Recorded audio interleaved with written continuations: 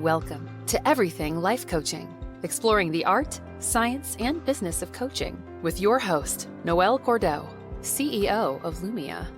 Each week, we dive into cutting-edge coaching trends, interview industry experts, and provide practical insights to help you thrive on your coaching journey.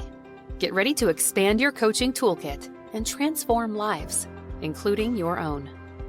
Hello, everyone, and welcome to Everything Life Coaching. I am Noelle. I'm one of the founders of Lumia Coaching, and with us today are two of my favorite people, Juliann and Karyn, who are both MCC level coaches and jazz hands all day, and also who are beloved instructors at Lumia and dear colleagues and friends. So Karyn and Juliann, thank you so much for spending some time with us today. I want to kick the ball over to each of you to tell us where you are in the world, who you are in the world, and just anchor us into our conversation. Absolutely. I'll start. So I'm Karyn Edwards. I live just outside of Phoenix, Arizona, where it is beautiful this time of year. This is our bragging time of year. And my journey in coaching was I started off in corporate. So I spent almost 30 years in learning and development, organizational development, helping leaders with their talent, succession planning, all that type of thing inside organizations. And I got to a point where I thought, I've done this. I think I could probably do this on my own. I earned my PhD about 9 years ago in IO Psych, which is industrial and organizational psychology. And then I got my coaching credential and I hung up my shingle. And Juliann and I go back. So we actually work together in a corporate setting and in different parts of the same organization. But that's how we got to know each other. I'm Juliann Wiese. I also live in the Phoenix area. I'm in North Scottsdale. Similar story to Karyn's in that I worked in employee development, leadership development, organizational development for 25 years plus. And my step into coaching really came because we had a lot of these big leadership development programs that were, the company was investing in them as a way of helping to grow the specific high potentials and, make sure that there was a talent forecast for the future. And what we found out is a lot of those big programs were kind of a one size fits nobody. And so our organization started to really think about coaching as a tool to support, much deeper and individualized growth in leaders. So when I left the company, I had done a lot of inside coaching and then decided to get my credentials. And in 2013, I started my own coaching and consulting business. And now Karyn and I do quite a few collaborations together, including one that's coming up for mentor coaching. Yes. And this is so exciting. As both of you know, the ICF updated the core competencies November of 2025. And I was so excited to see that there was the dial really being turned towards the exploration of what it feels like inside to be a coach, how we're serving ourselves as individuals, how we can, use all of our senses to understand where we are in the world. And implicit in that is the need for mentorship and supervision. And so this is one of the pieces that the ICF is really serving up to coaches and saying, you will benefit from this. And I also just want to take a second to celebrate that you both recently achieved your MCC status. In the world of coaching, it's incredibly rare. I sat for a seminar with the ICF, I think last year, and the woman who ran the seminar was an MCC, and she was the only female MCC level coach in the entire country of Germany. And so I thought, wow, even thinking about the US and globally, it's an incredibly rare credential to hold. So congrats to both of you. That was a ton of hard work, and we're so lucky to have you as part of the Lumia family. Thank you. I just want to say, we encouraged each other along, I think, through that process. Juliann started before me and obviously had way more time and position in terms of, I just started my business about 4 years ago. And so But I got very busy very quickly and was able to earn those hours. But yeah, there's about 50,000 or so coaches now with the ICF that have their credential, and they say somewhere between 4 and 5% have the MCC piece of it. So yes, it's kind of a big deal.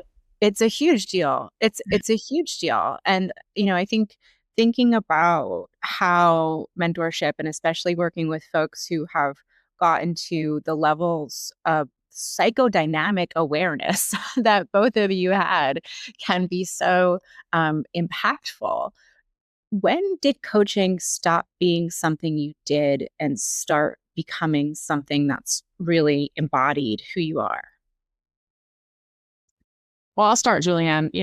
First for me, coaching sort of felt like a skill set, right? It was something, I went to the program at the University of Dallas or at Texas at Dallas.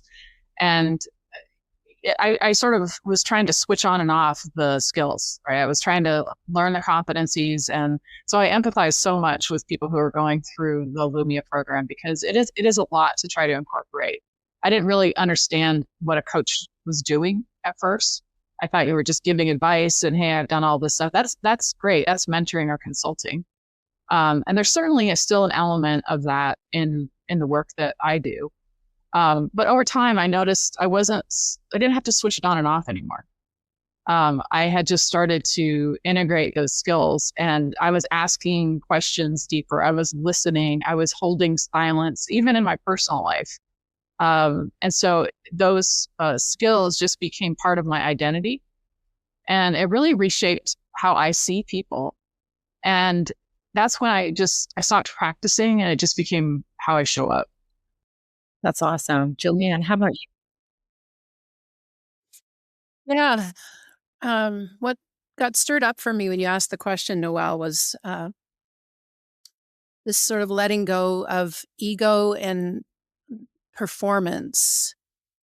Because I do think, similar to how Karyn described it, right? There's all this, method and process and protocol and structure that we learn as coaches, of course, to get us, thinking about and exploring the themes that are necessary to help people. And I think I started to feel differently about who I was in the partnership. And it really came to, I'm here really as a guide. I'm not really here with any kind of spotlight. And so when I stopped trying to perform in any way, it just became that much more fluid. And certainly I've seen, much broader and I think more sustainable impact for my clients because I let go of, trying to show up in a certain way. It's now, as you use the word, embodied. And I think it has changed me just in everyday interactions with people, how I view myself in those interactions as well. Yes, absolutely. I found in myself just a level of chill that has come about where you just really flow through conversation, expectation, and it's a miraculous, I think, aspect of becoming a coach that we don't talk about enough, of how it really does change you in terms of the way that you experience yourself, the world, people around you, especially in terms of limitless potential, which is a blessing to be able to see that everywhere that we go. Thinking about folks who are tuning into our podcast, it's our students at Lumia. A lot of folks use this podcast as a companion as they're going through coach training or their credentialing process, or as a companion as they're beginning their coaching journey professionally.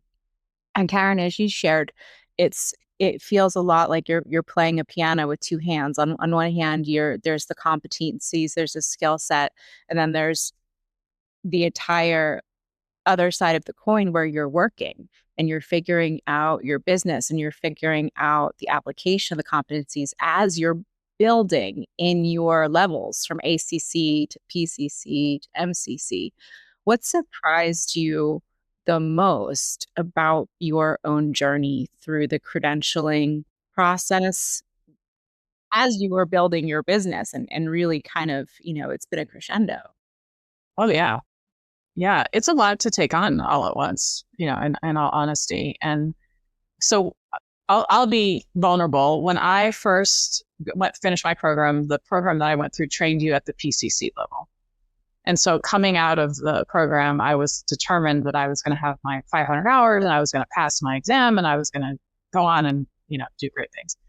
And I actually failed my first oral exam, which was just a huge gut punch for me because, I thought I had it all figured out and I was doing all these. And I do think I had some things figured out, but clearly not everything.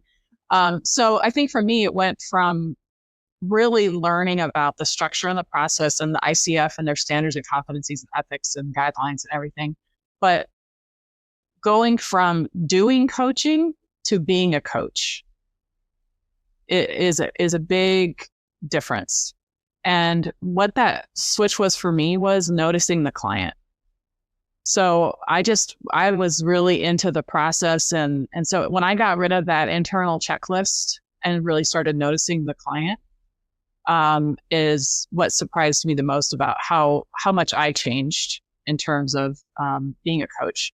Around the business side of it, I think my biggest surprise there was just how much there is to do that has absolutely nothing to do with your website or your niche or anything, right? Learning the business of business and, how do you contract? How do you sell? How do you make sure you have a good accountant? All of that stuff it was a big learning curve. And so I think you have to give yourself some grace and learn. And this is why Juliann and I are working on this mentoring program, is because we're working to blend those things together. Not only how do you show up and serve, clients, you have to have the teeth to do that kind of work, right? But you also then have to be able to run a professional practice. And those are two things that I know Juliann has a lot of background in as well, how she did it. Yeah. And again, probably a similar story align here because we have, similar backgrounds in our corporate experience. I think the thing that surprised me the most is, you want to become a coach. I think a lot of people come to this work because they do feel like they can help others, and supporting what you said, Noelle, which is finding that limitless potential. But what surprised me about it is that 94% of coaches have to expand their business beyond just one-on-one coaching. Like it's more, there's more here than being able to really have a singular sort of channel, because if you want to grow your business, you have to get into the business side of it. You have to become a marketer. You have to be willing to put your voice out in the world, and have an approach or a philosophy that you're willing to articulate and surface. So I think there's a lot broader requirement for coaches to be successful than thinking just about their coaching skills. And of course, I've had years where, coaching was way up, and I've had years where coaching was way down. And I had to find, other ways of both, keeping myself motivated to stay in business, but also like, how do I keep growing as a coach and a practitioner? How can I make sure that I'm not, stagnant in the work that I'm doing? So there's a lot to it. And I think that's why Karyn and I really want to help other people is, now I've had 13 years, she's had 4 in this space, lots of hard learning for me along the way, some hard knocks. And I think we want to help people maybe have some that are a little softer. Well, I certainly appreciate that. And two things jumped out for me about each of your shares. One was the importance of having a mentor or guide through the business of business. And then the other was really honing in on your voice, your philosophy, who you are in the world. When students first come into Lumia, I always encourage everybody to slow down because there is a lifetime ahead of you of engaging with this discipline and thinking about where you could possibly go with it in the world. And I know that a lot of people, when they come in, are asking the question, well, how do I make money? How do I do this as a job? And when we're looking at the now almost $8 trillion wellness sector, one of the spaces where coaching is, I think, most recognizable is in the corporate space, which is titled workforce wellness. And on my end, I'm seeing an influx of platforms being built to serve, as benefits, serve benefit packages for huge corporations. I'm seeing different niche practices come about where folks are moving into different corporate spaces to impact certain aspects of the employee experience, like new moms. And I'm seeing a lot of folks who have really deep experience in corporate life who are coming out of it for one reason or another and saying, this was really toxic. And I want to go back in as a coach so that I can help, other folks have a better experience.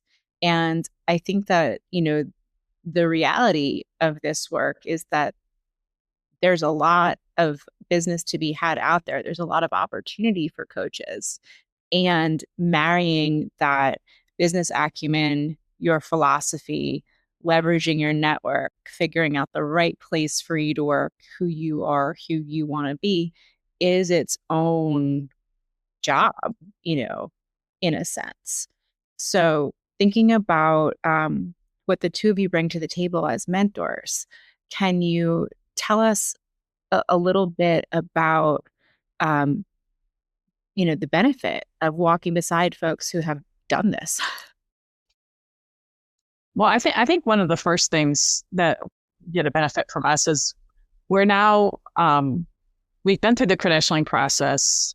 At least for me, I've been through it 3 times, right? Once unsuccessfully, twice successfully, and now we're up at the sort of pinnacle of this field. And so I think that makes us unique, a differentiator. And I also think the other thing is we've both worked in the environment that a lot of people want to work in. So we both worked in a corporate setting in the talent space, which are the buyers of typically of this type of service. So we know what those departments, how they run, what they're looking for, what kind of stressors they have. So I think you need to look at, what are the differentiators that make you suited for this type of work, whether you're going in it from a benefits perspective or you're going to go in it from a leadership and sort of the top tiers of successors. For me, the additional differentiator, and then Juliann, I want to make sure she calls out her background in neuroscience. But so I'm an IO psychologist, so I look at an evidence-based approach to understanding how systems and organizations work. And that, in addition to, the ability to use a lot of different assessments with that background, makes me credible in that space. And so you have to decide which parts of your background and experience are you going to leverage for the type of work that you want to get into. So Juliann, I know she's done a lot of work in that neuroscience and has a certificate in that as well. Yeah. I have a certificate in applied neuroscience from the Brain First Institute. And I think the reason I got interested in that is because I think about when we talk about coaching, one of the major themes that shows up for me is it's hard to change habits. As adults, at least 50% of our day-to-day behavior is habitual, and much of that is subconscious. So we're sort of going about life, doing what we do, behaving the way we are, feeling the way we feel, saying the things we say. And, it's a lot of it's rote.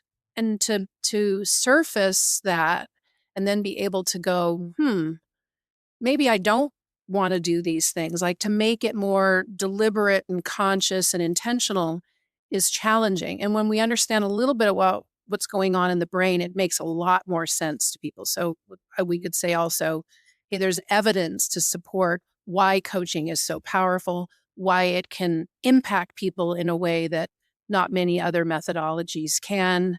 And when we understand a little bit about the brain, it does help a lot, right? It gives a lot of credibility to the work that we do and how we do it. I think the other thing that would be helpful for people to know is that, like I've been doing this a long time, 3 times the length of time that Karyn has. But I would say I've had a lot of trials and tribulations along the way. One, for example, is the first time I applied for my MCC, I didn't pass the oral either.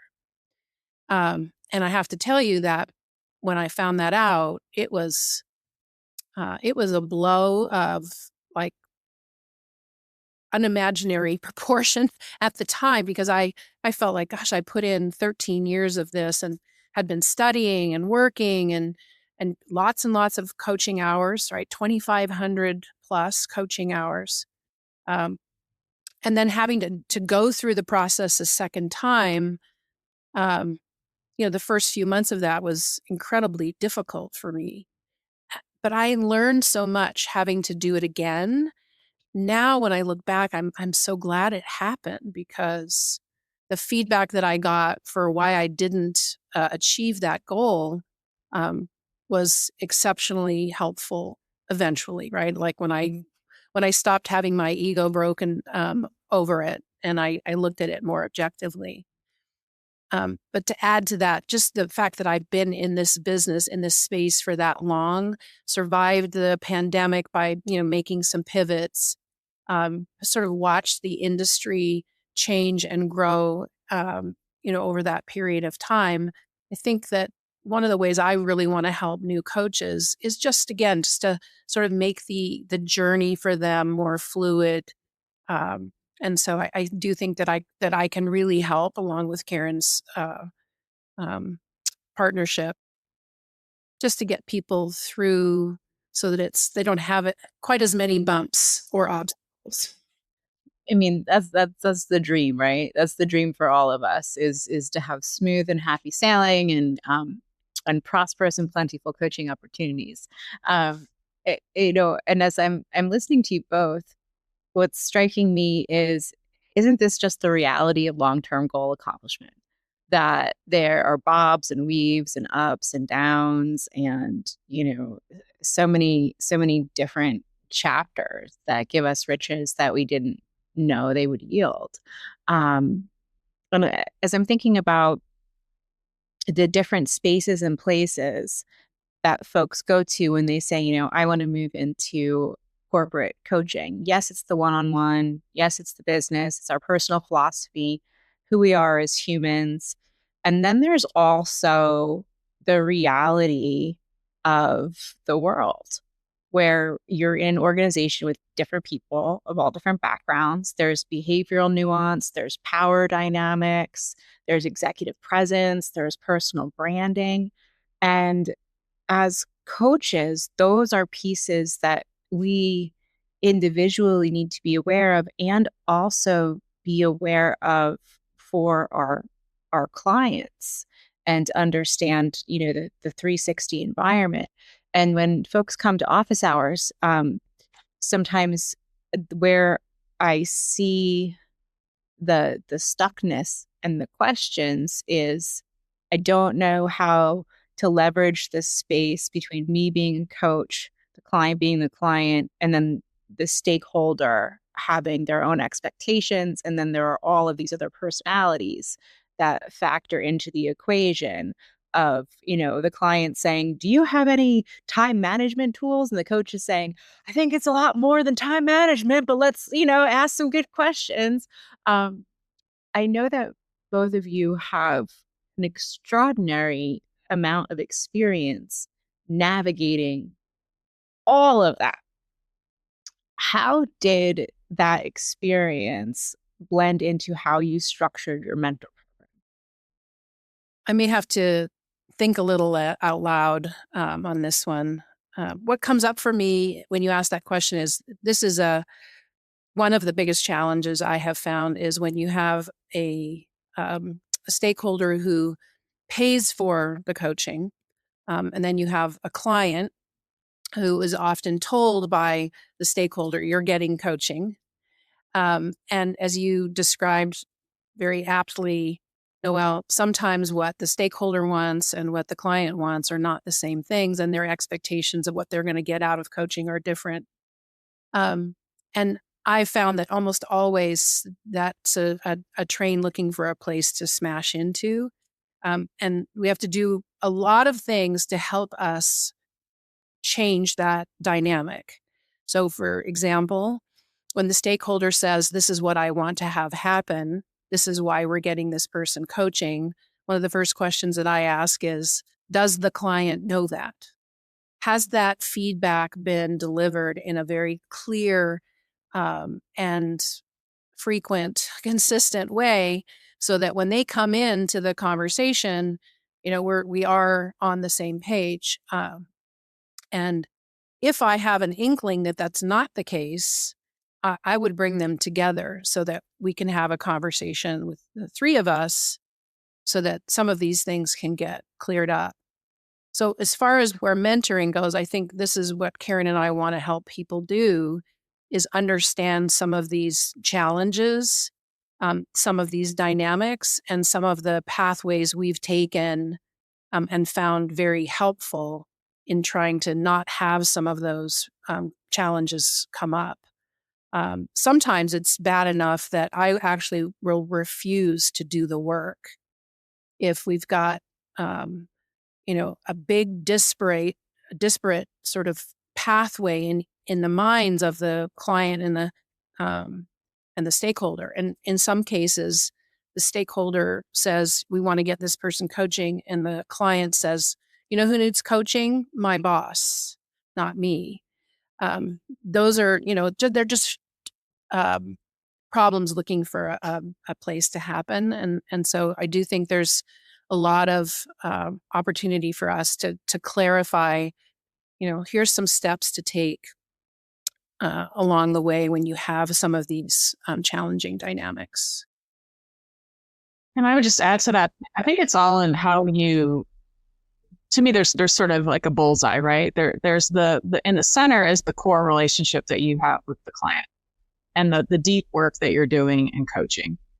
And then you go out a layer and you have the direct leader, the leader of that leader, that is the stakeholder who is the one that's sponsoring that client. But they need to, you need to be very clear as a coach of what the different roles are that are in that coaching engagement, what the role of the sponsor is, what the role of the client is, what the role of the coach is. And then typically in a corporate environment, there's also the buyer, right? So that could be the HR group or the leader's leader.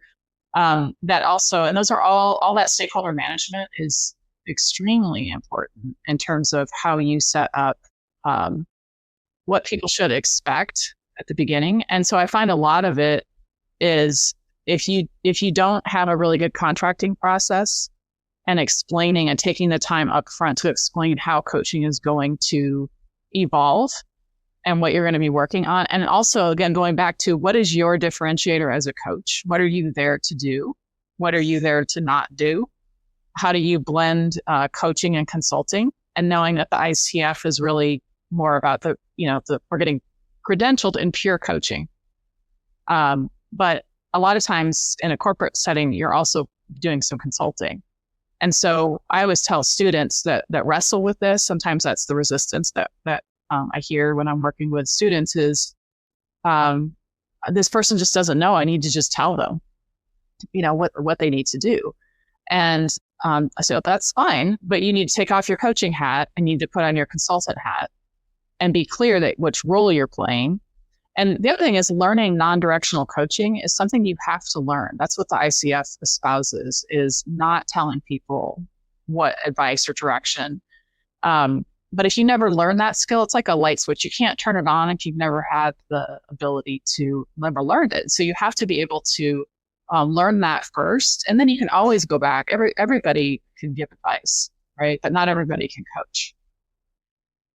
Yes. And, the interplay that you're describing of the corporation, the goals of the corporation, the individuals who may be subject to coaching, the managers, supervisors, 2 levels up, the contract, the advocacy that has to take place up front, that requires a tremendous amount. First, I'd say bravery on the part of the coach to get used to and build their chops in just speaking truth, sometimes speaking truth to power, speaking when it's uncomfortable, differentiating between the ethics of your business and the sale, which can be terrifying, especially when you're out on your own in business. And, the stakeholder relationships. These are all reasons why it feels really important to have mentorship as you embark on this journey. And, thinking about coach training and, and the layers of your coaching credential, it is often so client focused because folks are really learning how to run their craft within a session. And the piece that you both bring in that I think is just, I want to highlight because it's so important, is the contracting piece. And the ICF core competencies, as they've been updated, are really highlighting the importance of keeping that contract central to the coaching engagement throughout and having those check-ins be an almost fluid aspect of it. Can you talk a little bit about how you support folks with the contracting piece? Yeah, absolutely. So there's the contract from a legal perspective, right? So you want to get your contract in order. The ICF has some freebies, as you get started, but as you build your business, you're going to want to get one that is specific to your organization. And so there's the big C contract, right? That's the bigger one. And then there's all the things that you just described, helping someone with getting that bravery through experience. Okay, you're now going to talk to an HR person who's actually the person that's signing the contract with you.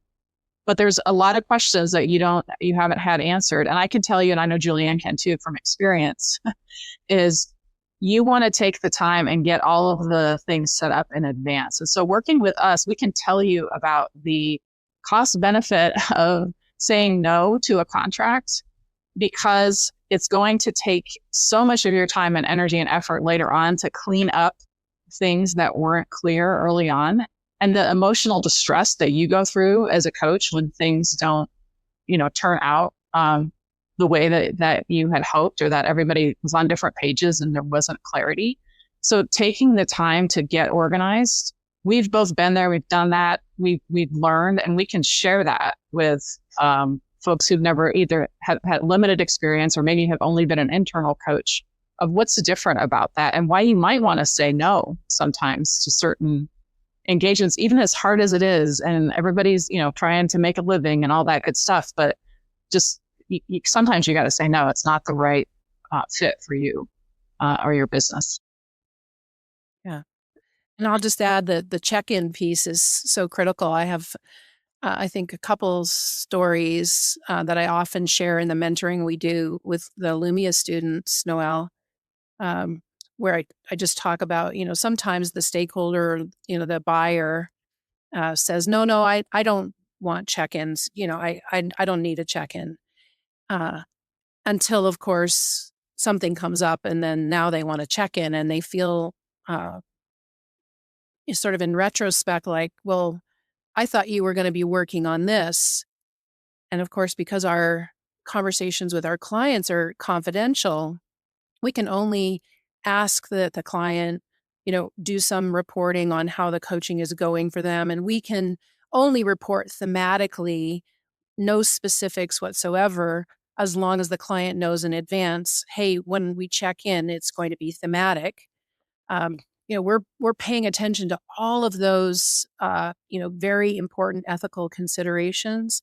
But at the same time, if the stakeholder or the buyer doesn't want to get sort of updates and check in, then, if things don't turn out exactly as they want them to, it feels like a hard knock, as opposed to we're tracking along the way and understanding the nature of what progress could look like and how it might evolve, and how we're also meeting the clients where they're at. And so sometimes, you know, sponsor says, we want this person to be able to do X, Y, and Z, but we find out in the coaching session that the client's challenges start at a much deeper level. And so we're orienting at that deeper level. We're not at that behavioral level yet.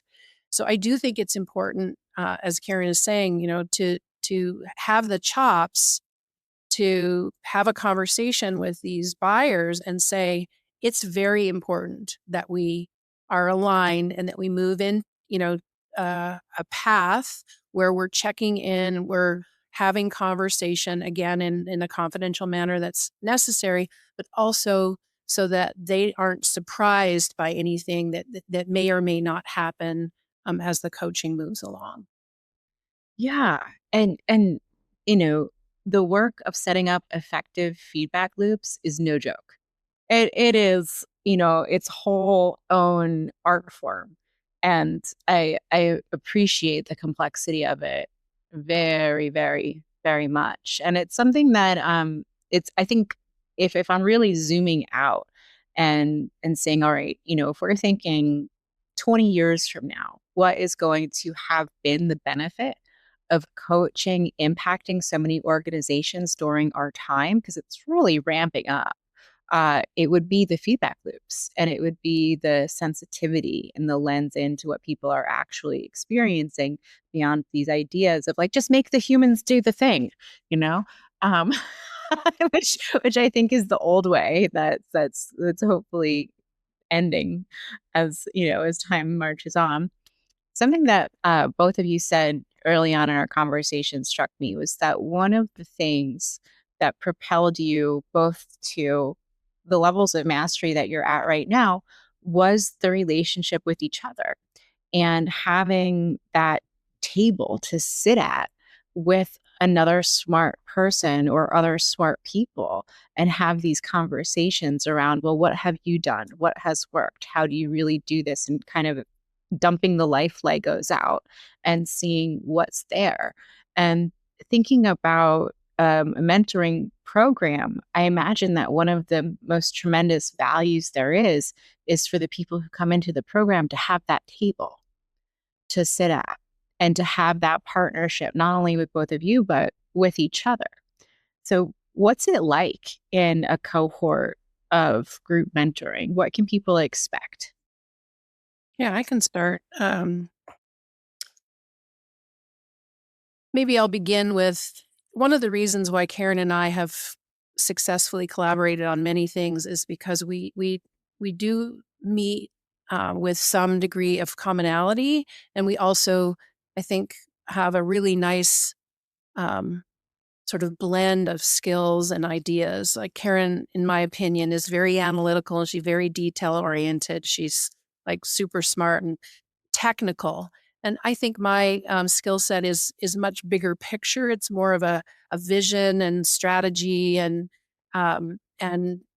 she brings in this sort of deep psychological background, and I've got a background in sales that's also pretty significant. So I think it's just been nice to have a collaboration where we really don't overlap that much, just enough that we've got sort of a grounded foundation. Um, and I think in the mentor sessions, first of all, the ICF has been really intelligent in making sure that they're small, right? No more than 10 people in a session. And what that allows is for us to give somebody the floor, let them talk about what they're experiencing, get some questions out, and for us to go deep into it. Whereas in the classrooms, often it's hard because we have content to deliver, and it's hard to engage in something that's super individual, where the mentoring sessions really allow that to happen. And people hearing what other people are going through, it's incredibly helpful because a lot of them are afraid to bring it up, right? There's that a little bit of performance anxiety coming in and being vulnerable. I haven't made any headway on this, coaching business. I'm struggling to figure out who I want to be and how I'm going to market myself. And other, aspiring coaches are in that room hearing this and going, "Oh, me too." So I think the fact is we end up in a situation where people are feeling heard, they're feeling connected, they're feeling like their vulnerability is actually a superpower as opposed to something to be afraid of, because it illuminates so many places for Karyn and I to be able to support them through the conversation. And of course, they're all adding their own experience and all of their own wisdom into the conversation. So it is multifaceted, multi-dimensional, and I think it's one of the places where the ICFs really hit a home run by ensuring that certain number of mentor hours is a requirement of credentialing. I also think because you have to do it over a few months, it's not all, you can't just do 10 hours in 2 weeks, right? It has to be spread out over 3 months from the ICF requirements. And everybody at every level renewing has to get these 10 hours every time you renew. So over 3 years, I did not realize that. I had mentor coaching in my program, and I was like, oh, wait a second. And so I actually I never actually have renewed. I've always stepped up a level. So I haven't actually, I had to get it for my MCC. But there's a couple of things I would say is what I try to do, and I encourage others to do, is always surround yourself with people that are working at the level at which you aspire to be.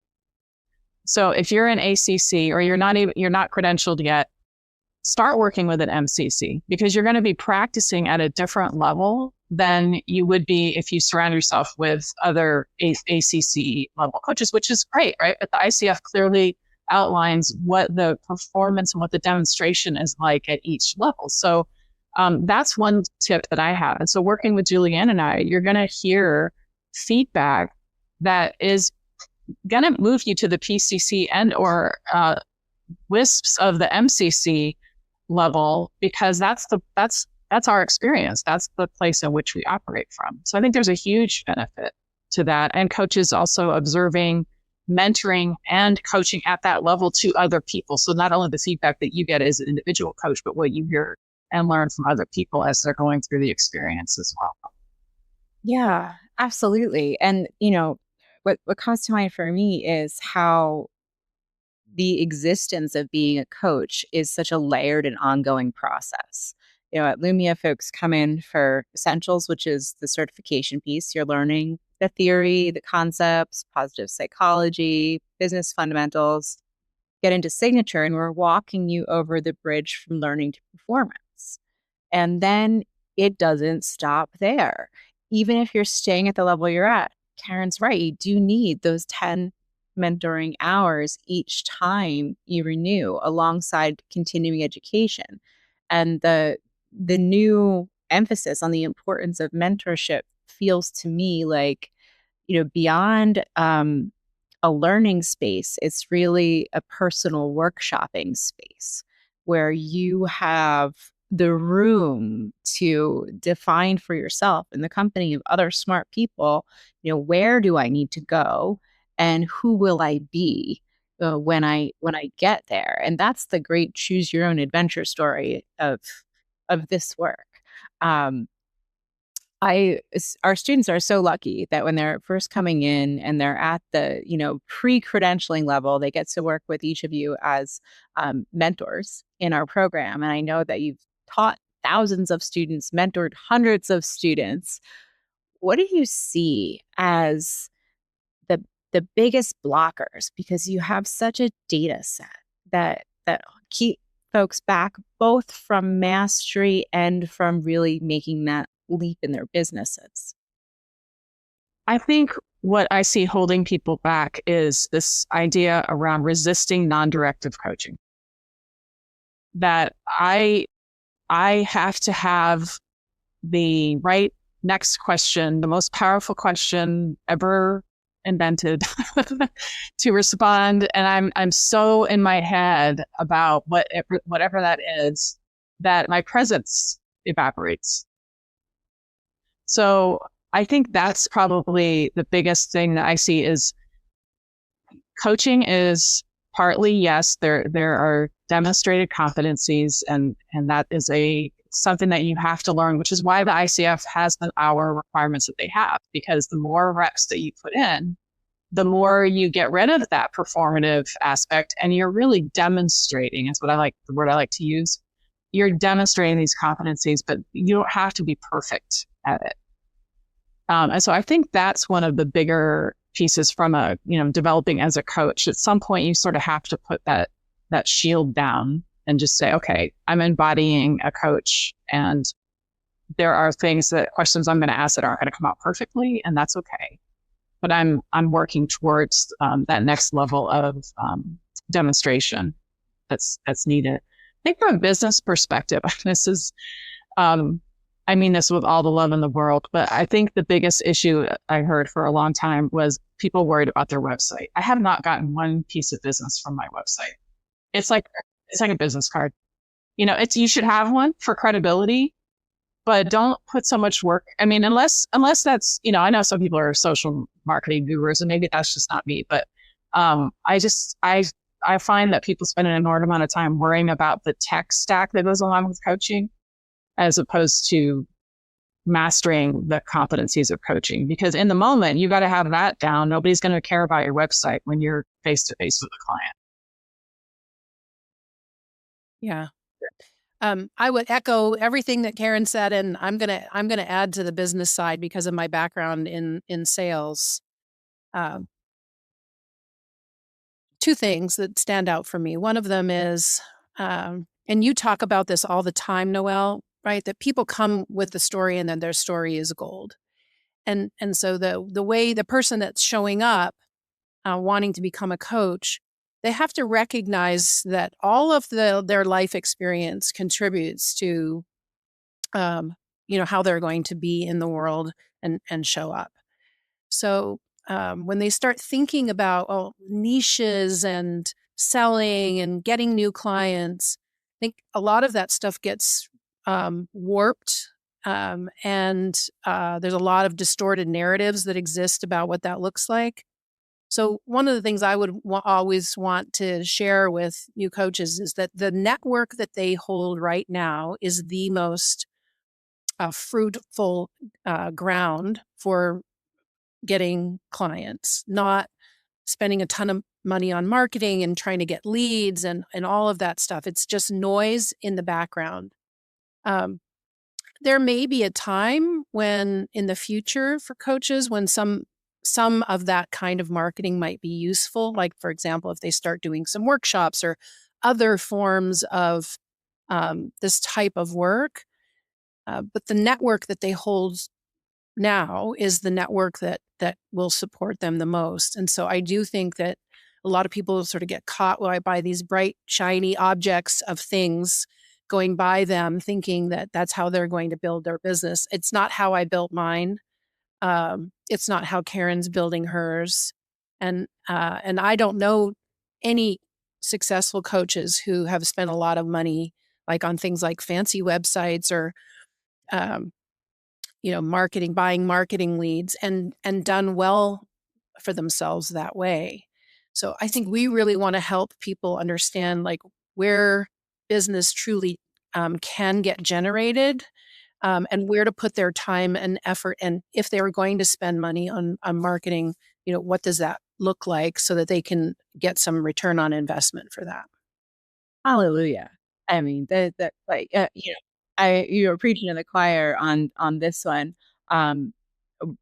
Early on within the first 3, 4, 5, 6 classes at Lumia, I'm always saying to students, please stop with the logos, everyone. The logo is not going to get you where you need to be, nor is your website. And I spend a lot of time in office hours with folks thinking about that network. And I think where I catch people is at square one, because I think when folks are early on in coach training, they might even be intimidated by, well, do I have a network? Who is my network? What does a network look like? And so we start turning over the stones of, well, who are the people in your neighborhood? I do a lot of Mr. Rogers these days. You know, look for the helpers. Who are the people in your neighborhood? And really starting to generate these ideas around, well, yeah, all I need are maybe 5 or 6 people who are natural connectors, and they need to buy into what I have to offer, and I have to buy into what I have to offer before anyone else can. And it sounds like, I know a lot of folks tell me directly, I want to be Juliann and Karyn when I grow up as a coach. And so having a seat at your table will get folks closer to that. As we're finishing up, it's true. All of us who are new our credentials need this mentoring piece. Once we say these words out loud, we start getting targeted ads, and the world of coach noise is wild.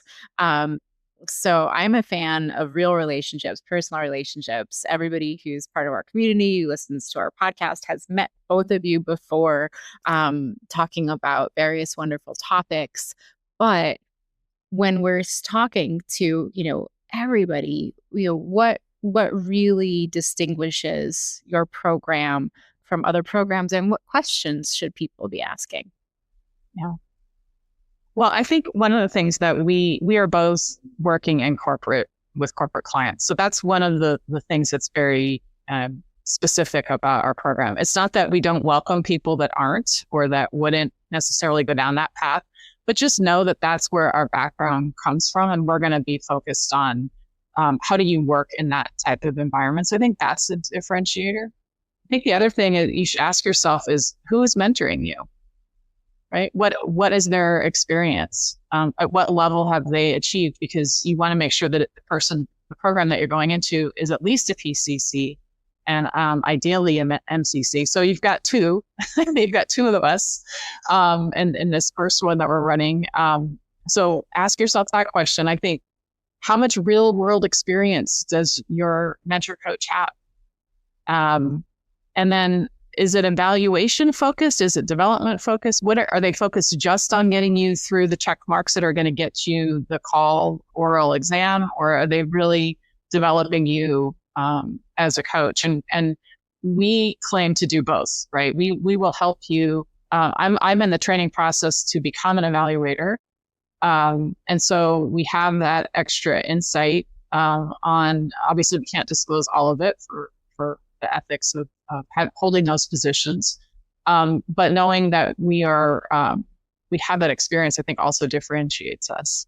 So just how are you evolving, not just how to pass? Yeah. And the only thing I have to add, Noelle, is that I've been an instructor with Lumia for 6 years. Karyn, how long have you been there now? Yeah. So we've also, between the 2 of us, had just about every question that a new coach could asked. And not that we've all had, the 2 of us have had every definitive answer. We've had exposure to what's on a coach's mind, where the challenges come from, what they may be not saying that needs to be said. Like, I think, you're right. It's thousands of students that I've had exposure to. And I've learned a ton from them. Also, because they're all bringing their own wisdom and their own experience to the conversations, but because they're asking me questions that I have to then process through. And so I think because Karyn and I have had that really length and breadth of experience with new coaches, I'd be surprised that there are too many questions that we haven't been asked.